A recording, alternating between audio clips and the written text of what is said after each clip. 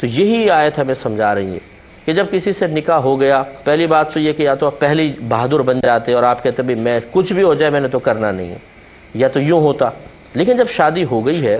تو اب یہ آیت ہمیں سمجھا رہی ہے کہ اب کمپرومائز کرو، پیار محبت سے ساتھ رہنے کی کوشش کرو. اور اس کا طریقہ بہترین یہی ہوتا ہے کہ ایک دوسرے کے اچھے اوصاف پہ نگاہ رکھیں، ان چیزوں کو نظر انداز کریں جو ہمیں پسند نہیں آ رہی ہیں، تو پھر ساتھ مضبوط ہو سکتا ہے.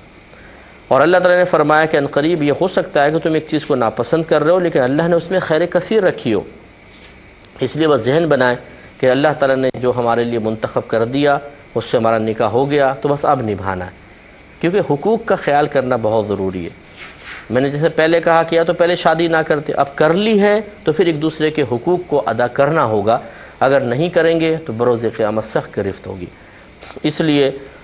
جو حضرات اپنی بیویوں کو برملا یہ کہہ بھی دیتے ہیں تیری تو مجھے شکل سے نفرت ہے، تو جب سامنے آتی ہے مجھے غصہ آنا شروع ہو جاتا ہے، نکل جا کمرے سے، یہاں سے میرے سامنے نہ آیا کر. یہ کتنی بری بات ہے، کسی کی بیٹی کے بارے میں آپ ایسا کہہ رہے ہیں صرف اس وجہ سے کہ اس کی شکل آپ کو پسند نہیں آ رہی، صرف اس وجہ سے کہ آپ جو دل میں ایک تصور بنائے بیٹھے ہوئے ہیں وہ اس معیار پر پوری نہیں اتر رہی ہے. وہ بیچاری کیا کرے، کیسے اس معیار پہ پورا اترے کہ بعض اوقات انسان کی قدرت و اختیار میں نہیں ہوتا کہ وہ اس معیار پہ پورا اترے. آپ چاہتے ہیں اونچی ناک والی ہو، اس کی ناک اونچی نہیں ہے تو کیا وہ کیا کرے، چٹخنی لگا کے اپنی ناک کو اونچا کرے؟ کیا کرے گی بیچاری؟ یہ سارا دن یوں نتھنے پکڑ کے اوپر کھینچتی رہے کہ شاید شام تک پھر ناک اونچی ہو جائے.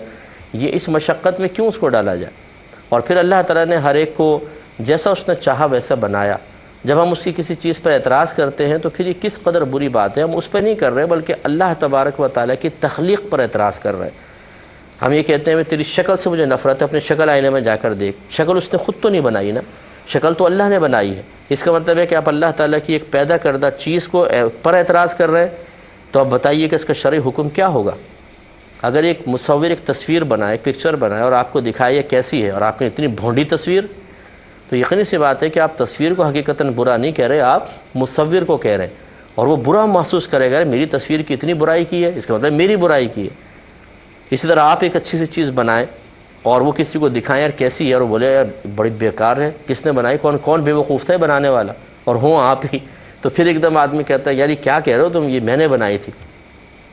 تو معلوم یہ ہوا کہ جب ہماری بنائی ہوئی کسی چیز کی تعریف کی جاتی ہے ہمیں خوشی ہوتی ہے، اس کی مذمت کی جائے، برائی کی جائے تو ہمیں دکھ افسوس ہوتا ہے یا غصہ آتا ہے، ہم اسے برا محسوس کرتے ہیں. تو اللہ تعالیٰ یقیناً فیلنگ سے پاک و صاف ہے. میں یہ نہیں کہہ رہا ہوں کہ وہ ہماری طرح کچھ بیڈ فیل کر رہا ہوتا ہے، نہیں، لیکن یہ ضرور ہے کہ اگر ہم شکل صورت کو برا کہہ رہے ہیں جو اللہ تعالیٰ نے خاص ایک ساخت انسان کی بنائی ہے جس میں اس کا خود عمل دخل نہیں ہے، ہم اس کو برا بھلا کہہ رہے ہیں تو حقیقتاً اللہ تبارک و تعالیٰ کی تخلیق کو برا کہہ رہے ہیں، اور یہ بہت بڑا گناہ ہے، اور بعض صورتوں میں کفر تک بھی صورت پہنچ سکتی ہے. تو اس لیے یہ نفرت کرنا کسی کے شکل سے یا بیوی سے، اور بیچاری وہ بعض تو ایسی ہوتی ہیں کہ وہ کچھ نہیں کہتی، وہ خاموشی سے کڑتی رہتی ہیں، جلتی رہتی ہیں، باتیں سنتی رہتی ہیں شوہر کی، اور مار بھی کھاتی رہتی ہے بیچاری، ساری خدمت کر رہی ہیں، لیکن وہ شوہر کے جو نخرے ختم نہیں ہو رہے، بھیڑ بکریوں کی طرح اس کے ساتھ رویہ ہے، لاتے مارنا، مکے مارنا، گالیاں بکنا، بات بات پہ ذلیل کر دینا، اور پھر بھی وہ سمجھتا ہے میں صحیح کر رہا ہوں جو کر رہا ہوں. یہ میدان محشر بتائے گا کہ آپ صحیح کر رہے ہیں یا غلط کر رہے ہیں. جتنا دل میں تمہارے تکبر ہے، آپ کے تکبر ہے، اگر کوئی ایسا شخص ہے کہ جو متکبر ہو کر اس طرح عورت کے اوپر ظلم و ستم کر رہا ہے، کل بروز قیامت رحمت کونین صلی اللہ علیہ وسلم ارشاد فرماتے ہیں کہ اللہ تعالیٰ بروز قیامت متکبرین کو چیونٹیوں کی شکل میں لائے گا، یعنی وہ بہت چھوٹے چھوٹے کر دیے جائیں گے،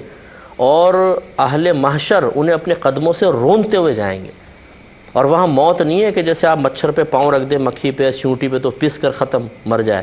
وہاں چڑھیں گے لوگ، دبیں گے، کوئی چہرے پہ چڑھ رہا ہوگا، کوئی ٹھوکرے مار رہا ہوگا، چھوٹے چھوٹے بنا دیے جائیں گے متکبروں، قدموں کے اندر لوٹے لگا رہے ہوں گے، لیکن موت نہیں ہے وہاں پر. اس وقت احساس ہوگا یہ ہم نے کیا کیا. کسی کی بچی کے ساتھ ایسا ناروا سلوک کرنا یہ حرام اور گناہ کبیرہ ہے، یاد رکھیں. اور حلال سمجھ کے کریں تو بعض صورتوں میں کفر بھی ہو سکتا ہے، اس لیے ایسا رویہ اختیار نہ کریں. اللہ تعالیٰ صحیح سمجھا رہا ہے کہ ایک چیز کو تم بعض اوقات ناپسند کر رہے ہو تو، لیکن اللہ تعالیٰ نے اس میں خیر کثیر رکھی ہوتی ہے، اس خیر کثیر کو تلاش کریں. وہ یہی ہے کہ اچھے اوصاف پہ نگاہ رکھیں. اگر ایک مثال کے طور پہ بیوی کی رنگت سمجھ میں نہیں آ رہی، اس کی شکل صورت واجبی سی ہے، اسے خوبصورت نہیں کہہ سکتے بالفرض۔ میں بدصورت لفظ کہنے کا سخت مخالف ہوں، معاذ اللہ ایسا نہیں کہنا چاہیے کہ بدصورت ہے۔ بدصورت کوئی بھی نہیں ہوتا ہے، ہر ایک میں اللہ نے خوبصورتی رکھی ہے۔ یہ الگ بات ہے کہ آپ کی میری نظر میں قصور ہوتا ہے کہ ہمیں وہ خوبصورتی محسوس نہیں ہو رہی ہوتی، ہماری نظر نے اپنا ایک معیار بنا لیا ہوتا ہے کہ یہ خوبصورت یہ بدصورت، ورنہ ہر ایک کی شیپ دیکھیں اللہ تعالیٰ نے کس قدر مطلب حکمت کے ساتھ اور زبردست علم کے ساتھ ایک انسان کو پیدا کیا ہے۔ اگر کسی کی ناک چوڑی ہے تو اس چوڑے کرنے میں بھی اللہ تعالیٰ نے کیا اس کی کاریگری اور صنعت آپ دیکھیے کہ عقل حیران رہ جاتی ہے۔ تو خلاصہ کلام یہ کہ بعض اوقات ایسا ہوتا ہے کہ بیوی قبول صورت نظر نہیں آتی، رنگت سمجھ میں نہیں آتی، تو اور اوصاف دیکھیں نا، اس کے کتنے اچھے اچھے اوصاف ہیں کہ وہ بیچاری بچوں کا خیال رکھتی ہے، شوہر کے جذبات احساسات کا، کپڑے استری کر رہی ہے، کپڑے وقت پہ دھو رہی ہے، کھانا بنا رہی ہے، اپنے آپ کو اس نے وقف کر دیا شوہر کی خدمت کے لیے۔ یہ کوئی معمولی چیز ہے؟ اگر اس کا برعکس ہوتا بالفرض، شوہر کو سوچے کہ میں یہ بیوی ہوتا اور یہ بیوی میری جگہ اس طرح شوہر ہوتی اور میں اس طرح کی شکل صورت کا حامل ہوتا، اور پھر جس طرح میں اس کو برا بھلا کہتا ہوں، مارتا ہوں، ڈانٹتا ہوں، بار بار اس کو ان چیزوں پر عار دلواتا ہوں جو اس کی قدرت اختیار میں بھی نہیں، تو پھر میرا کیا بنتا؟ تو پھر سمجھ میں آئے گا کہ نہیں یار، واقعی ایک دن گزارنا آزمائش بن جاتا اور میں کتنے سالوں سے اس کے ساتھ نامناسب رویہ رکھ رہا ہوں، تو پھر توبہ کرنی چاہیے۔ یہ جو ہم گوری چمڑی کے پیچھے بھاگتے ہیں نا، بعض اوقات خوبصورتی، گوری چمڑی، باہر مطلب کسی عورت کو دیکھ لیا جو مطلب خوبصورت لباس میں ہے، جاب وغیرہ کر رہی ہے، اور پھر مطلب اور سوچ ہماری جاہلانہ ہے وہی کہ وہ دب کر بھی رہے، اطاعت کرے، میں اشارہ کروں کھڑی ہو جائے، اشارہ کروں بیٹھ جائے، میرے سارے کام بھی کرے۔ یہ پھر نہیں ہوتا ہے، پھر سامنے بھی کچھ نخرے ہوتے ہیں، اور پھر مطلب اس کے ساتھ انسان کو خود ذرا دبنا پڑتا ہے۔ دوسرے الفاظ میں اگر یہ کہہ دوں تو بے جا نہیں ہوگا کہ ذلیل ہونا پڑتا ہے، کیونکہ نبی کریم صلی اللہ علیہ وسلم نے ارشاد فرمایا کہ عورت سے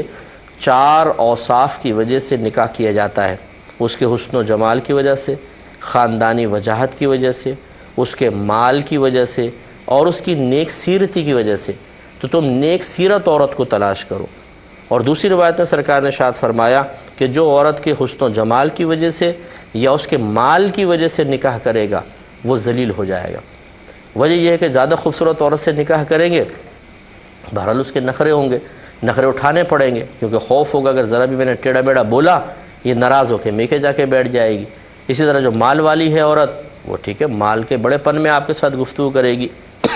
لیکن انسان بعض اوقات یہ عزت اسے سمجھ میں نہیں آتی جو ایک قبول صورت بیوی کی طرف سے مل رہی ہے، وہ ذلیل ہونے کے لیے تیار ہے، لیکن نفس کی خواہشیں پوری کرتا ہے کہ بس میرے نفس خوش ہو جائے چاہے میں ذلیل ہو جاؤں، سامنے والی عورت مجھے 2 ٹکے کا بنا کے رکھ دے، 2 منٹ میں عزت اتار کے ہاتھ میں رکھ دے بچوں کے سامنے، کوئی بات نہیں۔ یہ بیوی بیچاری بچوں کے سامنے ذلیل ہو رہی ہے، کچھ نہیں بول رہی، اور وہ بچوں کے ساتھ جاب کرتی ہے۔ میں ان کی مذمت بیان نہیں کر رہا ہوں، میں تو ایک شوہر کو سمجھانے کی کوشش کر رہا ہوں، جو ہمارے شوہر حضرات ہیں جو اپنے نفس کی خواہشات پہ ایسے دیوانے اور پاگل ہو جاتے ہیں کہ اپنی زیادتیاں بھی ان کو نظر نہیں آ رہی ہوتی، اور وہ خواب دیکھ رہے ہوتے ہیں کہ وہ مل جاتی تو کتنا اچھا تھا، اس سے شادی ہو جائے تو کتنا اچھا ہے۔ تو پھر یہ ایسی نہیں ہوگی جیسے آپ کی یہ بیوی ہے۔ اللہ تعالیٰ نے اس میں جو خیر کثیر رکھی ہے، ضروری نہیں کہ آپ کو دوسری سے بھی وہ خیر کثیر حاصل ہو۔ اور بیوی بھی ویسی ہوتی ہے کہ بعض اوقات شوہر وہ زیادہ، میں نے ایسی خواتین بھی اس معاشرے میں ہیں، اور بہنیں اپنے مسئلے بیان کرتی ہیں، وہ اچھے خاندان کی ہیں، خوبصورت بھی ہیں، شوہر ایسے ہی مل گیا، لیکن وہ بابا شوہر کے دماغ کہاں سے کہاں پہنچے ہوئے ہیں، وہ اس پر شکر ادا نہیں کرتا کہ اللہ تعالیٰ نے مجھے ایک اچھی نیک سیرت خوبصورت بیوی عطا فرمائی، شریف ہے، جو اپنی عصمت کی حفاظت کر رہی ہے، میری امانت میں خیانت نہیں کرتی ہے، اس کا مسکرانا، اس کا لباس، اس کا فیشن سب میرے لیے ہے، لیکن اس کے باوجود وہ اس کے نخرے ختم نہیں ہوتے شوہر کے، وہ دوسری عورتوں کے چکر میں پڑا رہتا ہے اور اس کے ساتھ نامناسب رویہ رکھتا ہے۔ یہ سب غلط باتیں ہیں۔ اللہ تعالیٰ نے یہی مردوں کو بھی گویا کہ سمجھایا ہے، ڈائریکٹ خطاب تو مردوں سے ہے، لیکن ضمناً عورتوں کے لیے بھی ہے کہ جس کو اگر عورتیں شوہر کو ناپسند کر رہی ہیں تھوڑی تھوڑی باتوں کی وجہ سے، اور شوہر بیوی کو ناپسند کر رہا ہے، تو یہ مناسب نہیں ہے۔ ہاں بعض اوقات ہوتا ہے